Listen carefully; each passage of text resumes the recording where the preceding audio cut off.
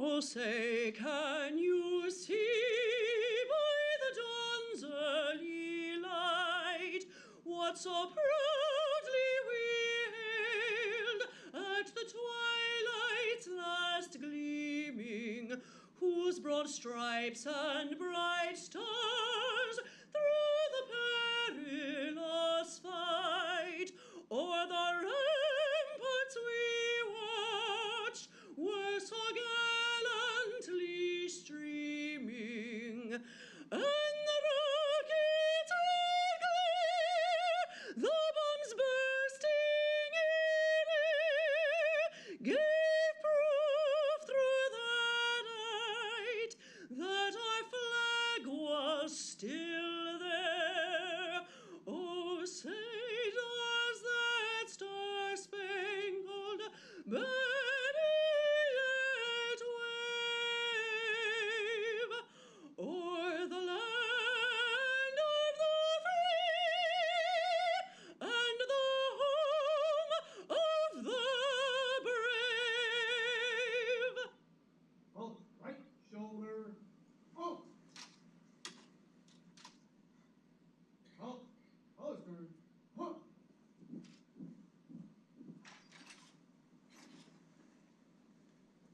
Halt, halt, halt, halt, halt, halt.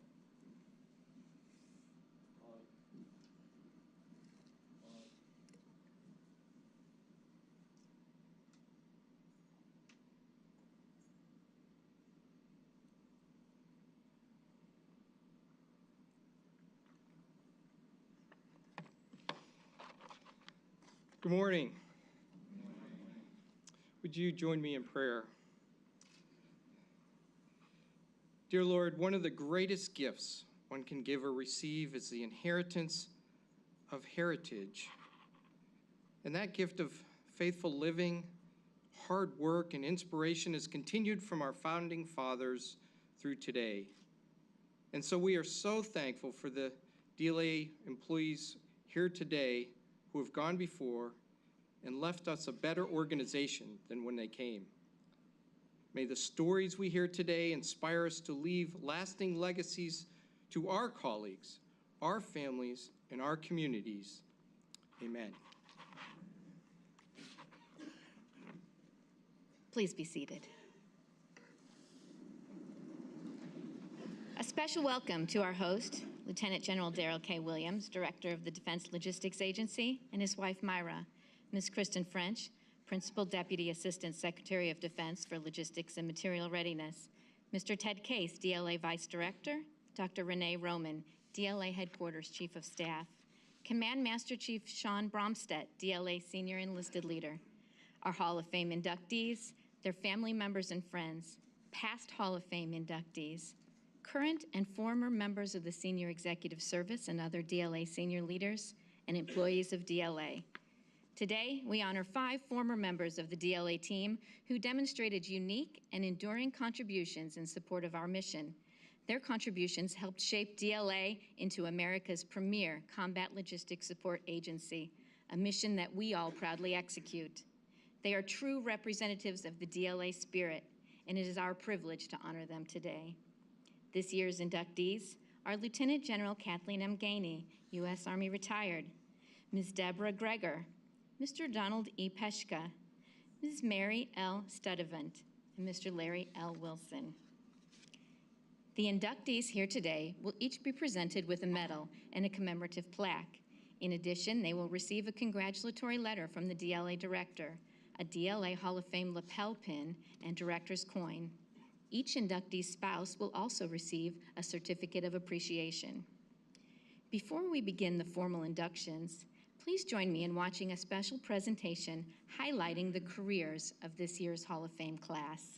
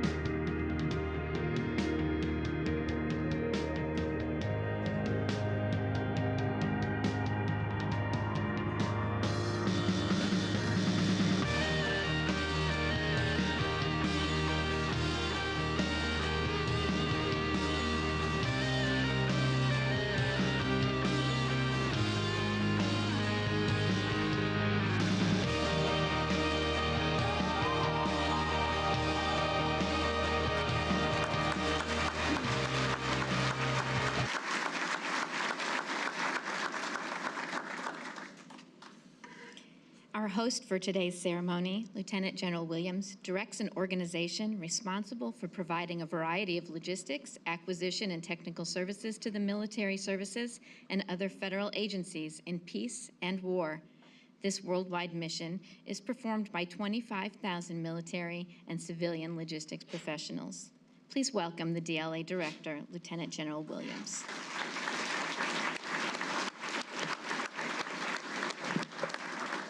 Well, good morning, everyone.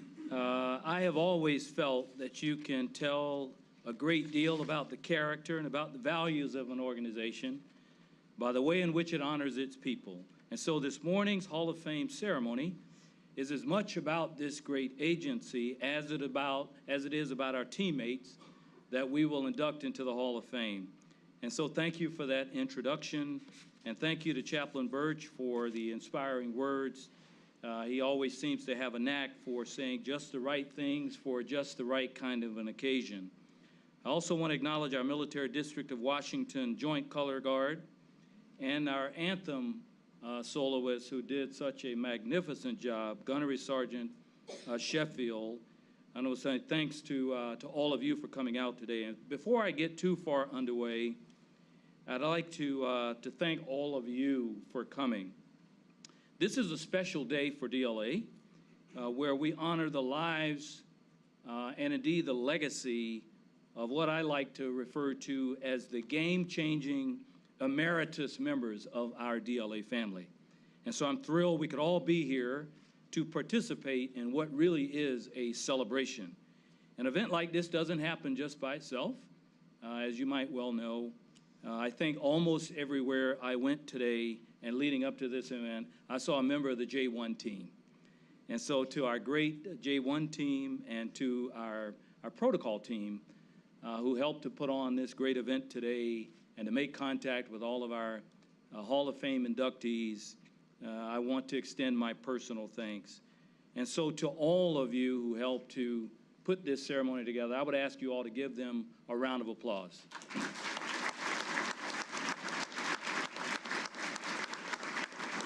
I'd also like to welcome all of our distinguished visitors, many of which have already been acknowledged, but our fellow general and flag officers, our current and former members of the senior executive service, our other DLA leaders, and certainly all of our other DLA Hall of Famers that came out today.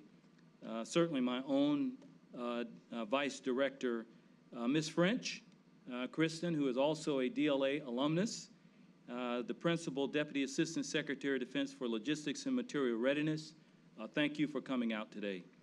Lieutenant General Retired Mitch Stevenson, former Army Deputy Chief of Staff, G4 for the Army, and probably more importantly, my boss. I'm trying to do well, sir. Thank you for coming out today. We're also honored to have with us Miss May DeVincentes and her husband Dan. May had 37-year career here at DLA, and one that began as a GS2 clerk and culminated as the first civilian vice deputy of the agency. She is a 2014 Hall of Fame inductee. May, thank you, and Dan for coming. Major General Retired Hawthorne Pete Proctor. The ever-present Pete Proctor, former Army Quartermaster General, Commander for Defense Center, Defense Supply Center, Philadelphia, what's now called Troop Support, and our former DLA J3, a 2005 member of the Hall of Fame. And so thank you all for coming. I'd also like to acknowledge Major General Retired Charles Chuck Henry, former agency Deputy Director from 1988 to 1992. Also a member of the Hall of Fame from 1999. And so, again, Mr. Ted Case, Command Master Chief Bromstad, and all of our DLA family members, thank you all for coming out today. I'd like to start out my remarks by highlighting just a few numbers, if I can. And I hope you'll grasp the significance. I know that you will. And today we will induct 5 deserving candidates which will bring the total number of inductees to 106 since Lieutenant General Glisson established the Hall of Fame in 1998. These 5 inductees collectively served for 183 years, provided 183 years of federal service and 118 years of service to the warfighter here at DLA. And so if we add those to those of the previous Hall of Fame members, we now have a total of 3,400 years of federal service and 2,340 years to the DLA members within the Hall of Fame. And so by any measure, that is extraordinarily impressive, especially when you consider the incredible impact that these members have had on our agency and the service they have rendered to our nation. We conduct this ceremony every year to honor outstanding former teammates and to talk about the contributions to this phenomenal agency. I think it's also a good time to talk about why we started the Hall of Fame and why it's important for us to keep it going. And so the first DLA Hall of Fame ceremony took place right here in this room on September the 11th in 1998. And 3 short years later, September the 11th would take on an added significance to both DLA and to our nation. The 5 inductees that year included, among others, Lieutenant General Andrew McNamara and Carl Kabizman, 2 names synonymous with establishing the foundation of our beloved agency, so much so that they are named, the complex here is named after them, as well as one of our conference rooms. And so I can think of at least 3 important reasons why we should keep the Hall of Fame ceremony going. The first reason is to preserve our history. As I said in the program, they are keepers of our eternal DLA flame. Many of these inductees pioneered the practices and the systems that impact the way that we continue to do business today. We should be grateful and understand that our success would not be possible were it not for the contributions of all of those that came before us. And so we stand on the very foundation that they built.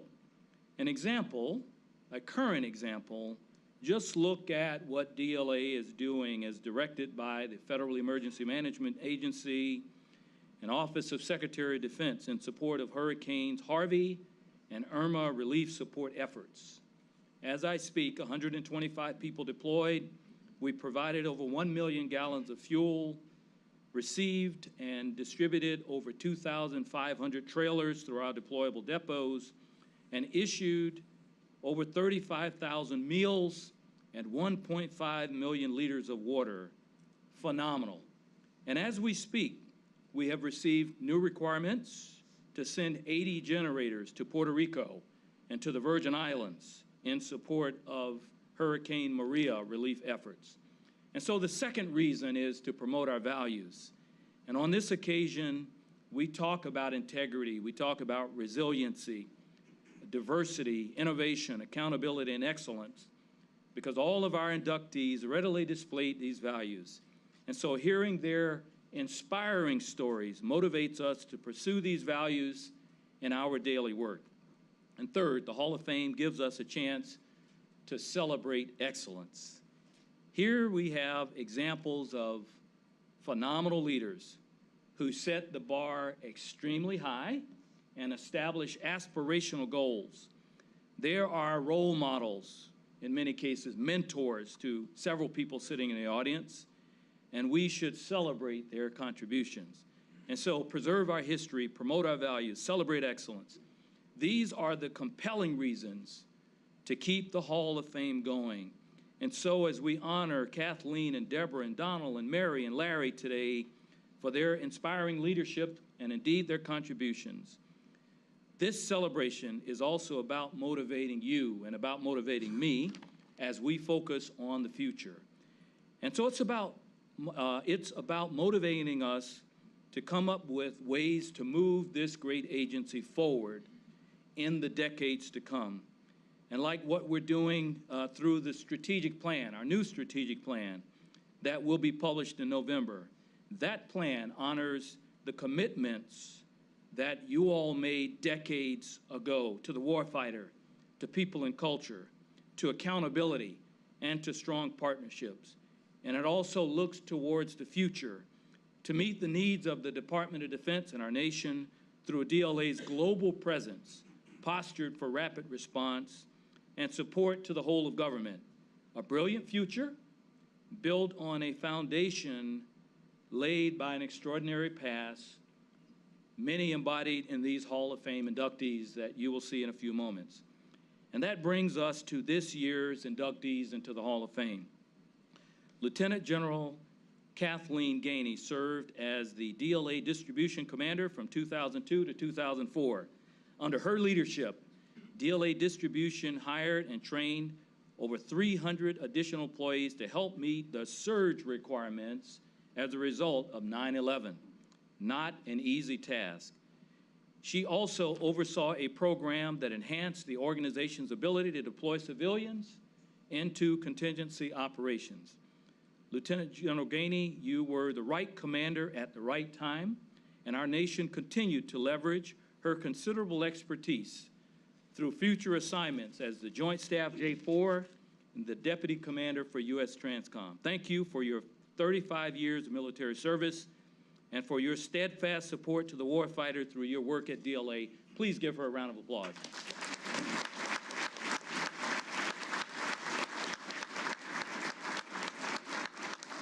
Next, through her 31 years with DLA, Deborah Greger made history as the first woman and civilian to lead DLA Information Operations Logistics Information Services. One of her former employees commented, "What was amazing about Deb was that she was a very personable and very approachable boss. It seems that she knew all of us, what we did, our problems, our abilities, and our names. Although she could not join us today, we thank Deborah for her outstanding leadership, her mentorship, and her long and faithful service to DLA. Please, let's give her a round of applause.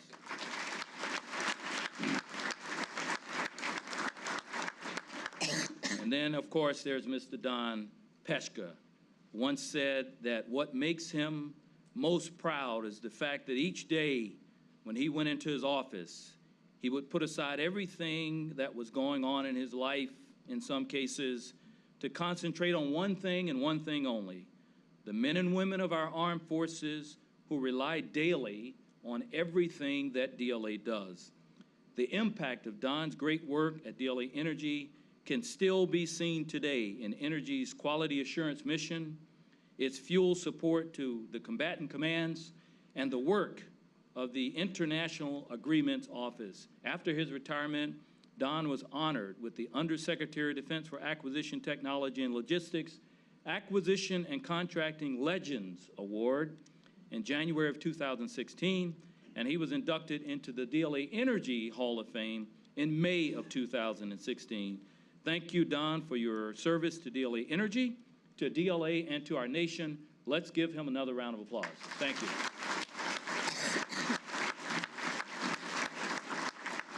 And then Mary Studevant earned a reputation as a hard worker, most often the first to get to work and almost always the last one to leave. And in 1994, Mary became the former DLA Director, Vice Admiral Keith Lippard's Chief of Staff, while he was commanding as a Rear Admiral down in Richmond. She supervised the command group and supported 4 consecutive directors. And so she wound up devoting over 3 decades of her career at DLA as Deputy Director of Support Services at DLA, at Defense Supply Center Richmond, now DLA Aviation. Hers is a great, great story of rising through the ranks from 1967 as a GS5 Secretary to Deputy Director. Mary, thank you for your leadership, your mentorship, and your long and productive career at DLA Aviation. You inspire us. Give her a round of applause.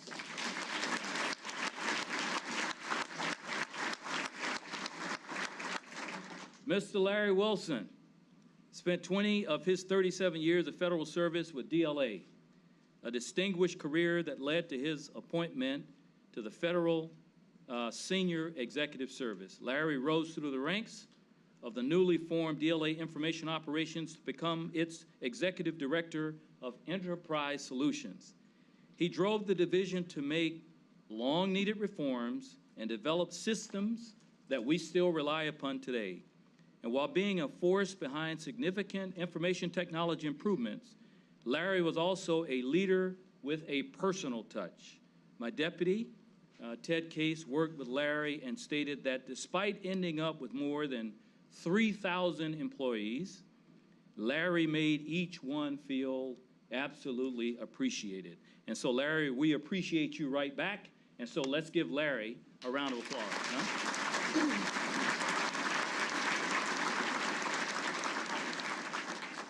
The success of this great agency and its phenomenal reputation over the past 56 years can be attributed directly to the actions of remarkable individuals like Kathleen, Deborah, Donald, Mary, and Larry. The DLA Hall of Fame is a special honor for those who've had a monumental impact on the agency, and I can safely say that these 5 2016 Hall of Fame inductees make us extraordinarily proud. Earlier in my speech, I talked about why the agency was formed. Well, just yesterday, the leadership of DLA completed our annual offsite to discuss the strategic direction of the agency. This time, we also explored the idea of why the professionals of this organization do what they do. In essence, what really motivates our workforce. And after a day and a half worth of discussions, the last thing that we decided, at the end of the day, we concluded that one single thread runs through our agency and connects one generation of DLA professionals to every other generation of DLA professionals. And it comes down to this simple phrase: service to the warfighter and our nation. And so today's inductees help lay the foundation of these values on which we all stand and have always stood. Thank you to our inductees. You inspire us, as do all of our 106 Hall of Fame members. And thanks to each and every one of you in DLA for what you do on a daily basis, what you do for our nation, what you do for our warfighters. Warfighter first. Thank you.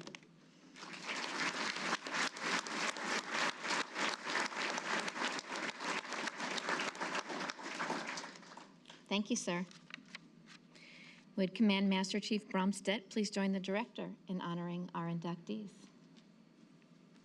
It's now my great privilege to present the 5 newest members of the DLA Hall of Fame. They'll be inducted today in alphabetical order. Our first inductee is Lieutenant General Kathleen M. Gainey, U.S. Army, retired. General Gainey served an illustrious 35-year career, including a tour as commander of DLA distribution from August 2002 to August 2004.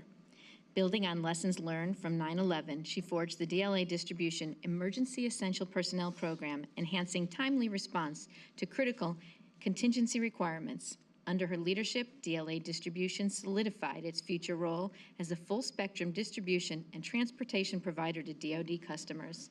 She planned and established the organization's first combat theater distribution platform in Bahrain. Such forward positioning allowed over $30 million worth of bulk material to be placed using surface transportation modes. The distinctive accomplishments of Lieutenant General Gainey reflect great credit upon herself, the United States Army, and the Department of Defense.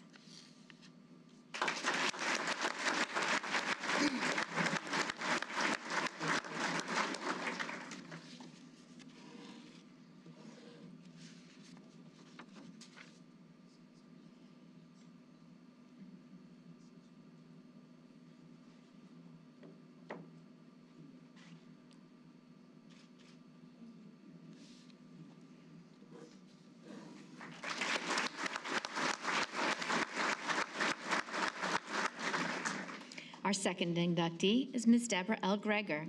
Ms. Kathy Cutler, Director of DLA Information Operations, will accept this honor on Ms. Greger's behalf. In her 31 years in DLA, Ms. Greger demonstrated exceptional skill as a leader and innovator while serving in positions of increasing responsibility.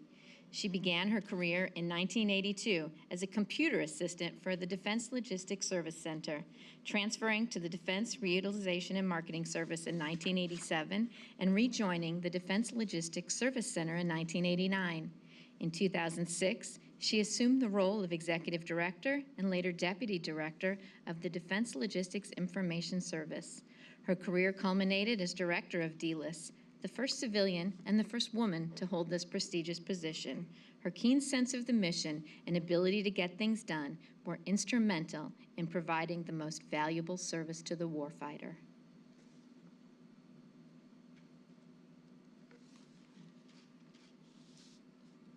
Round of applause, please.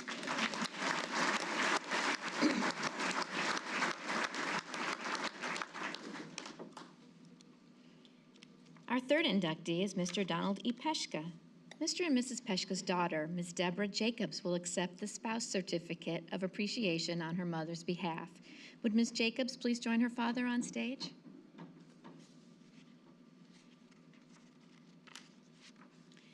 As part of his 41-year federal career, Mr. Peshka held leadership positions throughout DLA Energy for a total of 26 years, 5 while serving on active duty in the U.S. Air Force. His contributions to the agency acquisition workforce can still be seen in the structure of the global support DLA Energy provides to the combatant commands.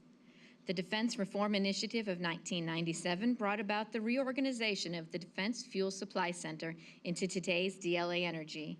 During this massive undertaking, Mr. Peshka was instrumental in consolidating several field offices into a more robust and efficient organization.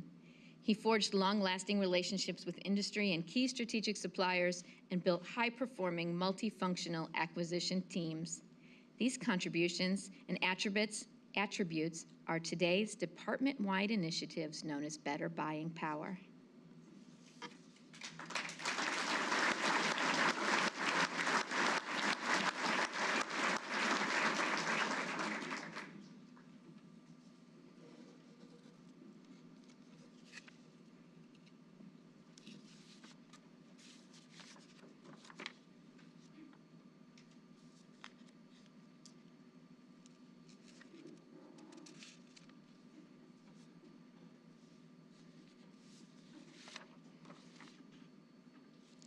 Sir, I'm sorry, we moved ahead and did not let General Gainey make her remarks. Just finish this portion. Yes, sir. I apologize. We'll move right on and then move into the speeches.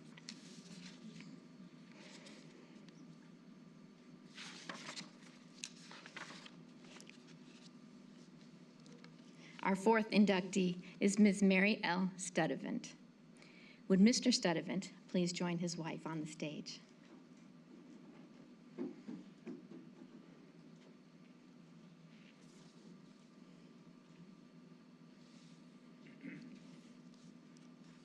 Ms. Studevant distinguished herself by exceptional service at the Defense Supply Center Richmond, now DLA Aviation, during her 39-year career. As DSCR Executive Chief of Staff and Deputy Director of Support Services, now DLA Installation Support, her transformative leadership style led to the design and development of the Strategic Management System for the enterprise and the agency's first balanced scorecard. She also implemented the first DLA contracting intern program at DSCR, which ensured all employees hired into the contract and career field completed a structured program of on-the-job training. A leader, mentor, and community partner, she exemplifies the enterprise's core values of integrity, resiliency, diversity, innovation, accountability, and excellence.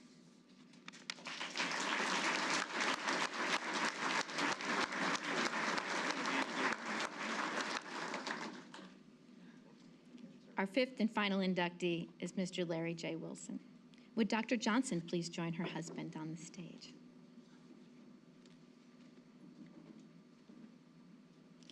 Mr. Wilson's public service spanned 37 years in various positions, culminating in his appointment to the Senior Executive Service with DLA Information Operations. From 1986 to 1994, he served as the staff director in DLA's Office of Public Affairs, overseeing the headquarters staff and 18 field activity PAOs. From August 1996 to May of 2003, he filled a number of leadership positions in the DLA Information Technology Organization. His foundational work in DLA's technical infrastructure made it possible for DLA to succeed in what has been cited as the largest enterprise resource planning system implementation in the world. During his tenure, he launched DLA's Network Operations and Security Center, which today is a recognized leader in cybersecurity operations.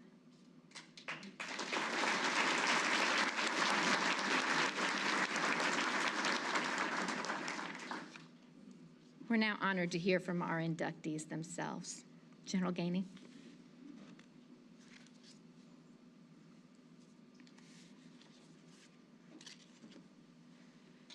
Thank you very much. It's very much an honor to be able to be up here and to be recognized with incredible workforce. I'd like to say that I'm accepting this award on the behalf of the workforce of DLA Distribution.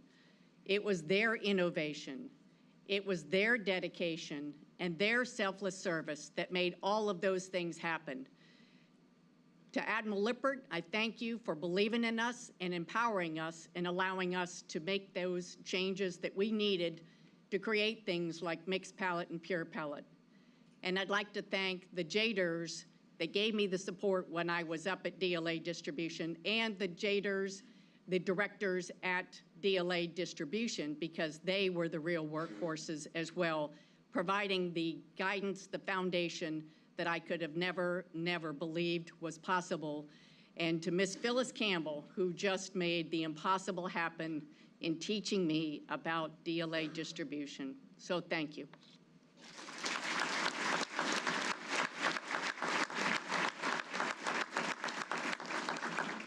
Ms. Cutler has some remarks on behalf of Ms. Greger.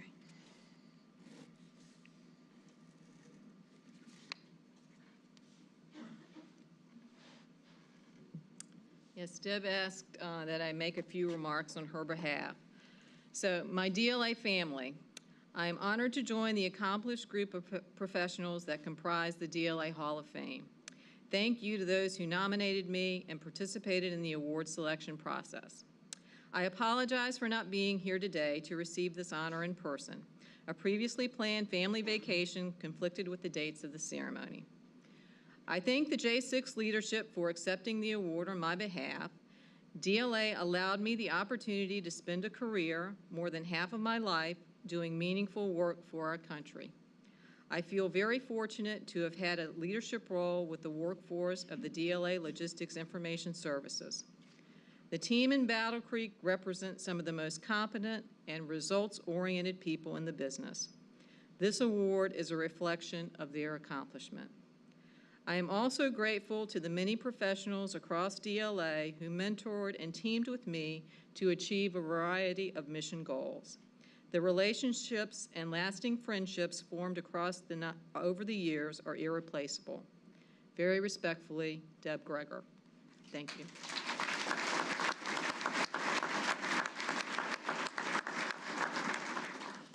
Mr. Pushka.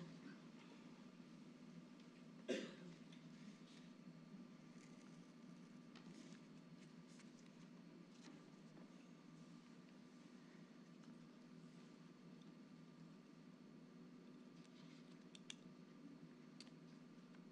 think Larry was a little nervous about asking me to come up here, and when I said I'd like to have the microphone. But I tell you, today I'm talking from my heart, really deep. When the public affairs officer interviewed me and said, "Don, what do you think about this award?" I'm going to tell you what I told her.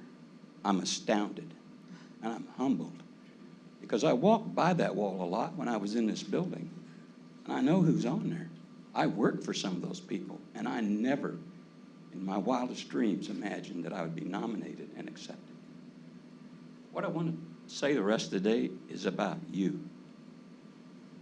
I were to ask everybody in this room to hold up your hand if you're involved in our military operations in Iraq or Afghanistan, Africa, the Pacific, even going back to Desert Storm, the Balkans, almost every military, including Lieutenant General Gainey, Lieutenant General Williams, they'd hold their hands up.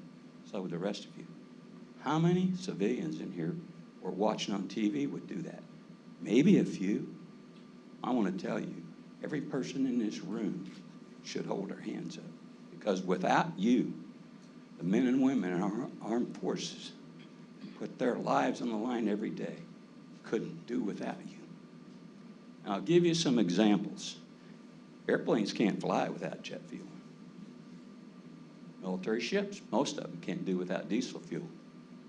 Our tanks and support vehicles can't do without it. Now, I talked about fuel. That's what I did. That's not all they need. They need ammunition. They need food. They need spare parts. They need the technical support on the thousands of items that this agency manages to provide that warfighter and able to do that mission and come home safe. And most of the military, they don't know about this organization exactly, details. I'm a good example about that. I was a fuels officer for the first 10 years of my career. You know what I knew about the logistical system for fuel? I knew the number to call to order the fuel. That's all I knew. It was only when I got assigned to DLA, to the Defense Fuel Supply Center, which that's how it's going to be in my heart forever, that I finally started to understand, holy mackerel, this is complex, this is difficult, and boy, it changes all the time.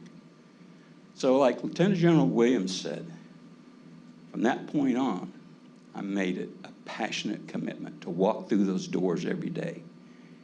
To kind of forget what's going on in my personal life, try and put aside the little nitnoy things at work, and concentrate on getting that warfighter the fuel support that they needed. And my mantra was, don't run out. And I'm proud of one thing. I think that mantra was passed on to the people that work for me and with me. And most of them are in senior leadership positions today at DLA Energy or in DLA. So my heart's happy today. But today I honestly think that everybody in this room is up there on that wall out there with us. And the final thing I do is salute each and every one of you for what you're doing today and what you're going to do in the future for our warfighters. Thank you.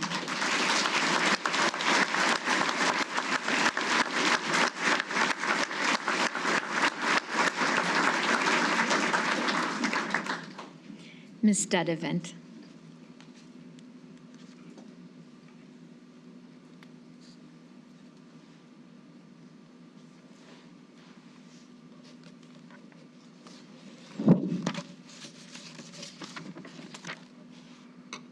Good morning, and first I'd like to thank General Williams for those wonderful remarks.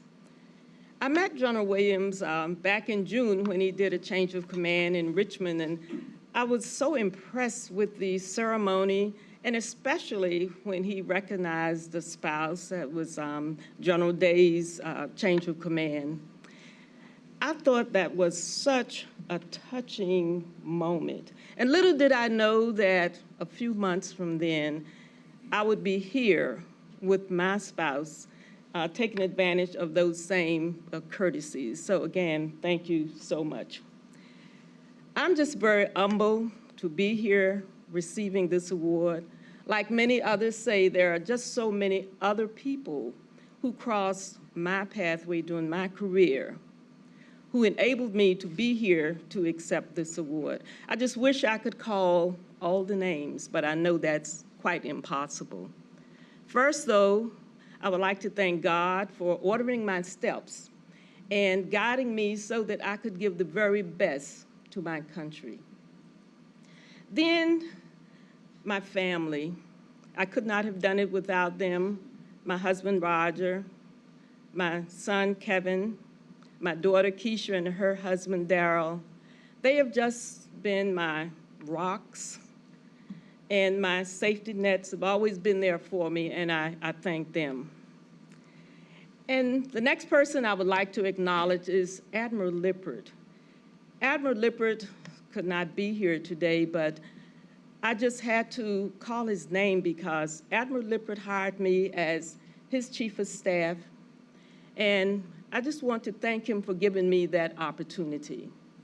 I was reading a book from Cousins and Parsner and talking about leadership challenges, and they talked about the 5 characteristics of an exemplary leader.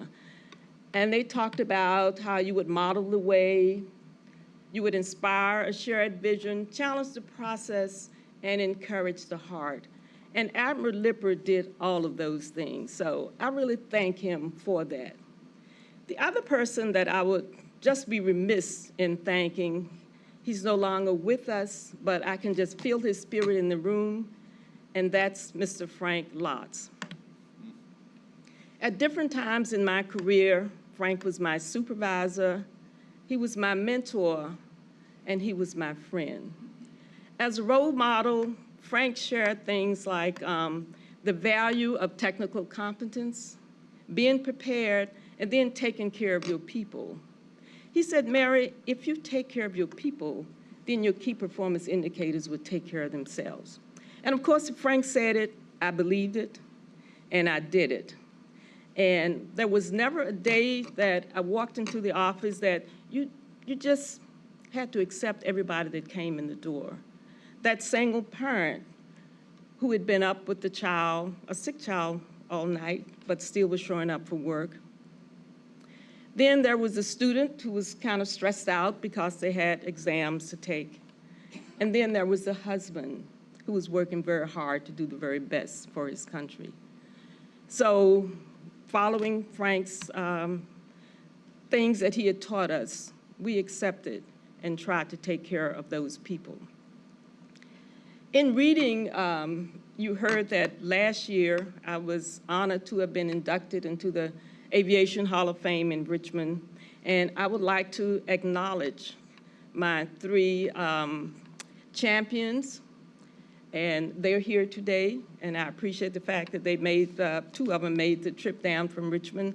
And the first is Mr. Steve Mason.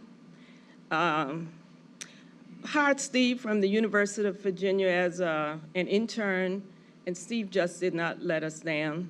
He's now a senior manager in Richmond. And then there's Tanya Hill. We kind of got Tanya from Memphis, Tennessee, again, a senior manager in Richmond. And we just don't know what we would do without her. And lastly is Dr. Angela Curtis. Dr. Curtis is just the epitome of a lifetime learner. And I would like to thank the 3 of them for being my champions. And in closing, as we know, the sabers of war and discontent are now starting to rattle, both at home and abroad. And we just pray that God will continue to watch over and lead this agency. And I also pray that God will bless these United States of America. Thank you.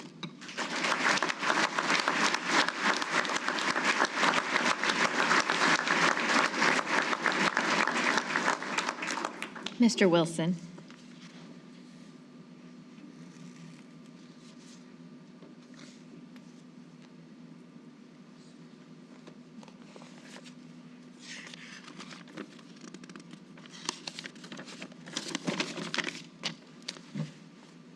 I'd like to thank General Williams, and I'd like to congratulate my fellow honorees, including Deb Greger, who's not here today. Deb was one of my key field people and made a big difference in my life. I think I'm like a lot of the other inductees today. When I was notified that I was going to be inducted, you're hit with a number of emotions. First, you're surprised, you're very happy, and then I had a real sense of humility about the honor because you realize how many people made a difference in your life to get you to this point where you're being honored like this. And it took me back to names that you just don't automatically think about all the time on a day-to-day basis, but who were clearly influential in your life. Carl Kobeisman, when I first came to the agency, really taught me about integrity and ethics. And General McCausland, the DLA director, taught me about how to understand human behavior in an organizational kind of a context. General Chuck Henry, who was the first of the commanders that created the Defense Contract Management Command, taught me how to think about reorganizing and creating a new command, a new organization out of whole cloth, which is no simple task. Admiral Lippert taught me about data. We've got lots of data in DLA. But it's another matter entirely when you take that data and you try to turn it into information, and you try to turn that information into knowledge you can actually make a decision about, and then finally act on that decision. A very, very difficult task, and I learned a lot about how to do that by watching how he did it. I learned from Jeff Neal and Karen Hilliard how to negotiate. I was on the negotiation team for the Master Labor Agreement renegotiation. They had not renegotiated it for about 30 years. I learned a lot about Judge Judy as I sat in a room waiting for the union to get done with their caucuses day after day after day. It taught me a lot of patience. I clearly need to thank Mady Vincentis and Ted Case. I had to make the leap metaphorically across the Atlantic Ocean when I moved from public information into information technology. Those are two completely different worlds. And I could talk on and on and on about what they did to make sure I was able to succeed that way, especially as they tasked me with doing the operationalization of J6. But I will simply say they always had my back, which is all you can ask of a boss. I owe a special thanks to Kitty Eisler and support from Steve Shertock for the nomination. Thank you very much for going to the trouble to do this, and I'm greatly honored by your effort. I owe a special thanks to my daughter. She grew up in DLA, metaphorically again. She was a small child when I came to the agency. I was a single parent, so she had to put up with a dad who was not there a lot of the time because I was working a lot of extra hours or I was on TDY a lot. And she had a protocol when she got home from school to say, I'm home, I'm safe, nobody else in the house, we're good. So, I was hired in part to be a change agent, and I tried to do exactly that as best as I could for J6. And I think that we were successful, but of course we've handed off that to the next leadership team in J6, and I think they carry on and make it even better. But we made that happen by really relying on the key people who understood J6 best, which was largely the field bosses who I used then to create the site directorships. And so I would like to name just a few by name, and then I apologize to those, of course, who I can't name. I'd like to thank at the headquarters level Bruce Payton and Chad Craner, Jerry McInerney, one of my deputies, and Ann McEwen. From the field, Tom Spira, who led the team that came in for 1 week every month for a year as we built the new organization and the policies and the procedures that we implemented. Mike Ryan, Susan Van Meter, Debbie Borovicki, Steve Sherman and Sean McGill, Jeff Charlesworth, Kevin Faber, Allison Shinyuen, the latter two from our overseas activities, and Joe Castle and our fellow Hall of Fame nominee, Deb Greger. I did thank Deb Greger directly and had a conversation with her, and she sent me an exchange that I thought was really to the point of what I felt about how to approach my job. She said in a mail, I always felt respected, valued, and trusted. And that's exactly how I tried to behave toward all of the 3,100 people that ultimately ended up being operationalized under the J63 umbrella. And I think that we can say we succeeded to the degree that we needed to. Evolution has happened since then as well, and will continue to do so. But we really made a material difference in how we approached technology as the underpinning of all the things you do in the agency that help you succeed. We had to act like an enterprise, and those folks stepped up to the task. They're unsung heroes. People don't hear their names. They don't get to come on the stage like this. But I do, in fact, represent all those 3,100 people who helped me get this award today. I am greatly honored by that. Thank you very much.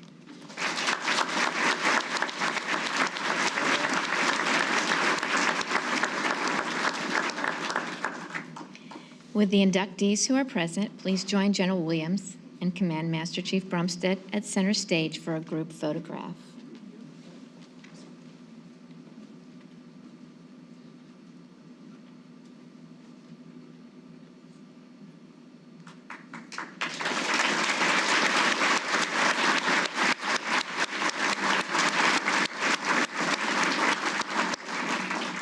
Congratulations to our Defense Logistics Agency Hall of Fame inductees. I invite each of you to a reception immediately following today's ceremony where you can personally congratulate these new inductees and their families. Please rise and remain standing for the departure of the official party. Then please wait for your row to be released.